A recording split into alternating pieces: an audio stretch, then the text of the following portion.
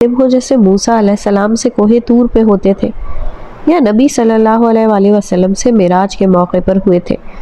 تیسری قسم یہ ہے کہ اللہ اپنے فرشتے کو انسان کے پاس کوئی پیغام دے کر بھیجے۔ اس تیسری قسم کی وحی کی دو قسمیں ہیں، ایک تو جو انبیاء کے پاس جبرائیل علیہ السلام کے ذریعے اترا کرتی تھی، اور دوسری الہام یعنی دل میں خیال کا ڈالے جانا۔ یہ ہر انسان کو ہوتا ہے، مگر یاد رکھیے الہام شیطانی بھی ہو سکتا ہے اور فرشتے کے ذریعے بھی ہو سکتا ہے۔ اس کو جج آپ شریعت کے اصولوں پر ہی کریں گے۔ یہی الہام موسیٰ علیہ السلام کی والدہ کو ہوا تھا، جس کی بنا پر انہوں نے اپنا بچہ نیل میں اتارا تھا، اور یہی شہد کی مکھی کو ہوا تھا، یعنی ان کے دل میں خیال ڈالا گیا تھا۔ چند لمحے کے لیے رک کر قرآن کو دیکھا تو ان 5 آیات میں پہلی قسم کی ڈرنک پانی ہے، وحی الحیا، جو آسمان سے اترتی ہے اور مردہ دلوں کو زندہ کرتی ہے۔ کوئی بھی چیز دل کو ایسے زندہ نہیں کرتی جیسے قرآن کرتا ہے، اور کوئی بھی چیز ایسے دل مردہ نہیں کرتی جیسے اونچے قہقہے کرتے ہیں۔ پھر صفحہ پلٹایا، اگلی آیات دیکھتے ہیں۔ پہلے عربی پڑھی، پھر اردو میں بتانے لگا، اور بے شک تمہارے لیے مویشی جانوروں میں ایک سبق ہے۔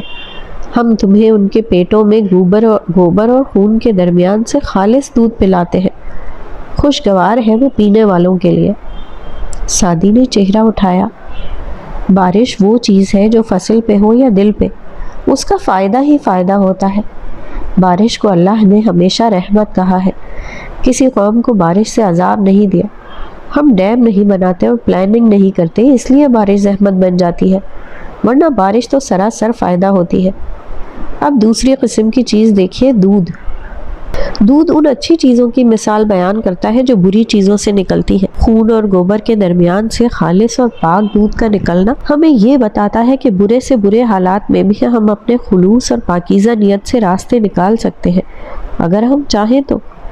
آپ کو معلوم ہوگا وہ واقعہ کہ جب رسول اللہ صلی اللہ علیہ وآلہ وسلم کو 3 بیالوں میں سے دودھ کا انتخاب فرمایا تھا، کیونکہ دودھ عین فطرت ہے، تو فطرت میں کوئی چیز اچھی یا بری نہیں ہوتی، آپ گندگی میں سے بھی اچھی چیز نکال سکتے ہیں۔ اب تیسری ڈرنک دیکھیے، قرآن سے پڑھ کر سنانے لگا، اور کھجور اور انگور کے پھلوں سے تم بنا لیتے ہو نشہ آور چیزیں، شراب، اور اچھا رزق بھی بناتے ہو۔ بے شک اس میں ایک نشانی ہے اس قوم کے لیے جو عقل رکھتی ہے۔ تو میرے عقل والے دوستوں، تیسرا مشروب یعنی شراب بنایا جاتا ہے پاکیزہ پھلوں سے۔ کھجور جیسے شجر طیبہ سے بھی بری چیز بن سکتی ہے، یہ سب آپ کے اوپر ہے۔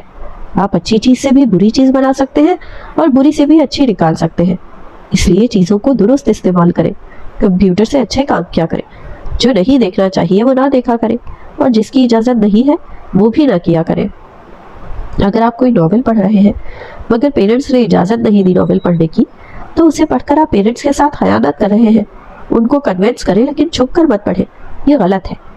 پھر اگلی آیت کی طرف متوجہ ہوا، اور وہی کی تمہارے رب نے شہد کی مکھی کی طرف کہ بنا لے اپنا گھر پہاڑوں پہ اور درختوں میں، اور اس میں جو چڑھاتے ہیں اونچی چھتیں، پھر کھا ہر قسم کے پھلوں میں سے، پھر چلتی رہے اپنے رب کے آسان راستوں پہ۔ نکلتا ہے ان شہد کی مکھیوں کے پیٹوں سے شربت، مختلف ہے رنگ اس کے، شفا ہے اس میں ان لوگوں کے لیے، البتہ یقیناً اس میں ایک نشانی ہے ان لوگوں کے لیے جو غور و فکر کرتے ہیں۔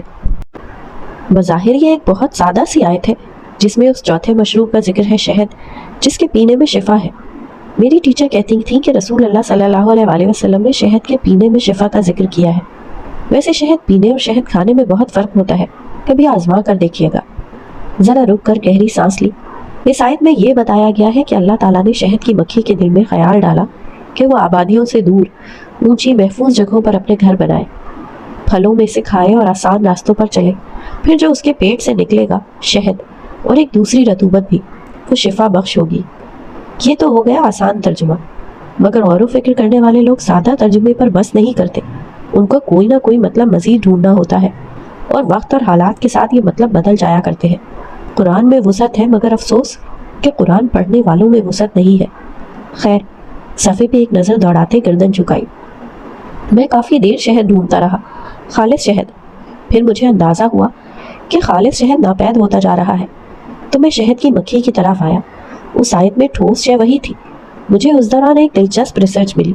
وہ کہ کچھ لوگ اس تحقیق کو نہیں مانتے اور وہ کہتے ہیں کہ شہد کی کمی کی وجہ بایو پیسٹائڈ کا بے دریغ استعمال ہے، لیکن میں اس تحقیق کو مان سکتا ہوں کیونکہ مجھے اس میں اور اس آیت میں ایک لنک نظر آتا ہے۔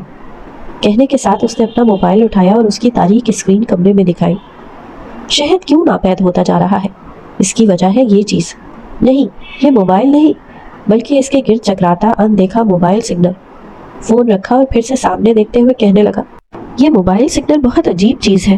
آپ دنیا کے کسی بھی کونے میں ہوں، کوئی آپ کو فون کرے تو یہ آپ کو ڈھونڈ لیتا ہے، عین آپ کے کان کے قریب آ بجتا ہے۔ آپ سب کو معلوم ہے کہ جگہ جگہ اونچے ٹاورز لگے ہوتے ہیں جن سے جڑا ان نادیدہ لہروں کا جال پوری دنیا میں بچھا ہے، یہاں تک کہ دنیا انہی کے جال میں پھنسی ہوئی ہے۔ مگر یہ بری بات نہیں ہے، سیل فون ایک ضرورت ہے، ٹیکنالوجی ہے، سب کے پاس ہوتا ہے، لیکن ہوا یوں کہ شہد کی مکھی اللہ کے حکم پہ دور پہاڑوں درختوں میں اپنا گھر بنا لیتی ہے۔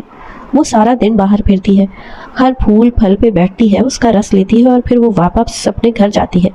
اور نہیں، یہی رک جائے، کیونکہ جب بچپن میں آپ نے یہ عمل پڑھا تھا تب شہد کی مکھیاں گھروں کو لوٹتی تھیں، مگر آج 2014 میں ایسا نہیں ہوتا۔ وجہ ہے یہ، موبائل کی طرف اشارہ کیا۔ جب مکھی گھر سے نکلتی ہے تو اس کو اپنے گھر کا راستہ مقناطیسی لہروں کی مدد سے یاد رہتا ہے۔ وہ پھول پھل پہ بیٹھتی ہے اور رس لے کر واپس گھر کی طرف اڑتی ہے، لیکن درمیان میں موبائل سگنلز کی لہروں کا جال بچھا ہوتا ہے۔ شہد کی مکھی جب کسی سگنل کی لہر سے ٹکراتی ہے تو مقناطیسی فیلڈ متاثر ہوتا ہے، یوں سمجھے وہ چکرا کر رہ جاتی ہے اور کنفیوزڈ ہو جاتی ہے۔ اس ٹکر سے وہ سمت کا تعین کھو دیتی ہے، وہ اپنے گھر کا راستہ بھول جاتی ہے۔ وہ پھر ماری ماری ایک جگہ سے دوسری جگہ اڑتی ہے اور یوں ہی بھٹک بھٹک کر کہیں گر کر مر جاتی ہے۔ ہر گزرتے دن کے ساتھ گھر لوٹنے والی مکھیوں کی تعداد کم سے کم ہو رہی ہے، اور جب مجھے یہ معلوم ہوا تو میں نے سوچا کہ یہ آیت نحل ہے، اتنی اہم آیت جس میں سورت کا نام لکھا ہے، تو شہد کی مکھی کی مثال بیان کرنے کا کیا مقصد ہو سکتا تھا؟ حنین نے آنکھیں بند کر لی، ان سے ٹپ ٹپ آنسو گرنے لگے تھے۔ 1 سال پہلے کا سادی بے خبر سا اسے کہہ رہا تھا، تب مجھے احساس ہوا کہ یہ موبائلز ہماری دنیا سے مٹھاس کیسے غائب کر رہے ہیں۔ کتنی ہی پیاری اور اچھی لڑکیاں جنہوں نے شہد سے میٹھے گھر بنانے تھے، وہ روز گھر سے نکلتی ہیں، پھولوں، رنگوں اور خوشبوؤں کی آس لے کر آسان راستوں پہ چلتی ہیں، مگر پھر درمیان میں یہ موبائل سگنلز آ جاتے ہیں اور ان کے راستے مشکل ہو جاتے ہیں۔ وہ کنفیوز ہو جاتی ہیں، کسی نامحرم سے فون پہ بات کرنے کے لیے ڈھیروں دلیلیں گھڑتی ہیں، فتوے لیتی ہیں، کزن بھی تو بھائی ہوتا ہے، اسلام اتنا بھی سخت نہیں، میں کوئی غلط بات تو نہیں کر رہی، وغیرہ وغیرہ۔ اور اسی کرب اور تکلیف میں وہ گھر کا راستہ بھول جاتی ہے، وہ در بدر بھٹکتی رہتی ہے۔ انہوں نے تو آسان راستوں پہ چلنا تھا، اپنے دلوں میں موجود قرآن سے اور نور سے لوگوں کو شفا دینی تھی، اپنے ٹیلنٹ اور پوٹینشیل کو میٹھے کاموں کے لیے استعمال کرنا تھا، مگر یہ موبائل سگنلز ان کو بیمار کر دیتے ہیں۔ مرض عشق بہت موذی مرض ہے، اگر آپ میں سے کوئی اس میں مبتلا ہے تو یاد رکھیے اس مرض کی شفا ہے، لیکن اس شفا کے لیے پہلے آپ کو اپنے راستے ٹھیک کرنے ہوں گے۔ وہ مشکل راہیں جن میں کرب ہے، پکڑے جانے کا خوف ہے، ان کو ترک کرنا ہوگا۔ کہنے کے ساتھ کلائی پہ بندھی گھڑی دیکھی۔ وقت کم ہے اور میں اپنی باتوں سے کسی کو بور بھی نہیں کرنا چاہتا، اس لیے قصہ مختصر۔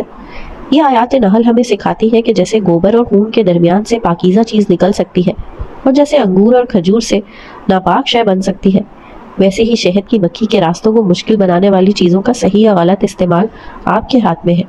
مگر اتنا یاد رکھیے گا کہ جو آپ کے نصیب میں ہے وہ آپ کو ضرور ملے گا، چاہے حرام سے چاہے حلال سے، لیکن اگر آپ اس کو حرام سے لینے کی کوشش کریں گے تو اللہ تعالیٰ آپ کے حلال کی لذت لے لے گا۔ کچھ میاں بیوی پسند کی شادی کے باوجود بڑی ناخوش زندگی گزار رہے ہوتے ہیں، کبھی سوچا ہے کیوں؟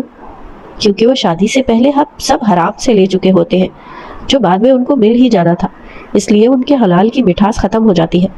آپ کسی کے ساتھ، بھلے اپنے منگیتر کے ساتھ ہی سیل فون پہ انوالوڈ ہیں، تو اتنا یاد رکھیں کہ محرم اور نامحرم کے قوانین آپ کی دلیلوں اور ہیلوں بیانوں سے نہیں جائیں گے۔ جو غلط ہے وہ غلط ہے، آپ جتنا حرام لیں گے اتنا اپنے حلال کو کھوتے جائیں گے۔ 1 ثانیہ کو رک کر اس نے طویل سانس بھری۔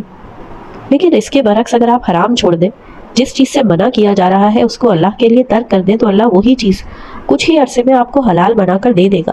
یہ میں نہیں کہہ رہا، یہ امام ابن قیم نے 700 سال پہلے کہا تھا۔ آپ جانتے ہیں اللہ کسی کا کچھ نہیں رکھتا، وہ بہت غیرت والا ہے۔ آپ جو بھی اس کی راہ میں صدقہ کریں یا قربانی، تو وہ اس کو کئی گنا برکت دے کر آپ کو لوٹا دیتا ہے۔ اس لیے دوبارہ گھڑی دیکھی، حرام کو چھوڑ دے اس یقین کے ساتھ کہ اللہ اس کو حلال بنا کر آپ کو لوٹا دے گا۔ میرا وقت ختم ہوا، اپنے واٹس ایپ اسٹیٹس کو صرف 24 گھنٹوں کے لیے ان آیات میں تبدیل کر دیجئے تاکہ مجھے پتہ چل سکے کہ کس کس گروپ ممبر نے آج کی آیات سن لی ہے، اور مجھے پتہ ہے آپ میں سے آدھے لوگوں نے نہیں سنی، مگر خیر۔ السلام علیکم ورحمۃ اللہ وبرکاتہ۔